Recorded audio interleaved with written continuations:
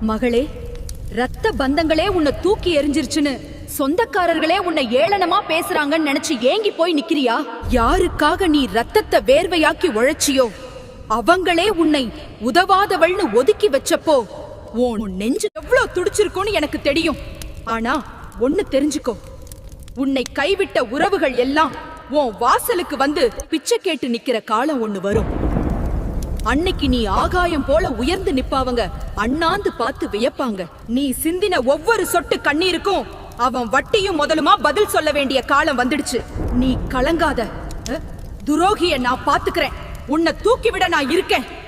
உனக்கு வஞ்சகம் பண்ணினவங்க முன்னாடி உன்னை வைரம் போல ஜொலிக்க வைக்கிறது இந்த ஆத்தாவின் வேலை. உன் கண்ணீர்த்து துளி ஒவ்வொன்னும் முத்தா மாறி உன் தலையெழுத்தையே மாத்த போகுது. மனச தளர விடாம நேர்மையா நம்பிக்கையோட இரு, நல்லது நடக்கும். இது உன் குலதெய்வம், இந்த அம்மனோட சத்தியம்.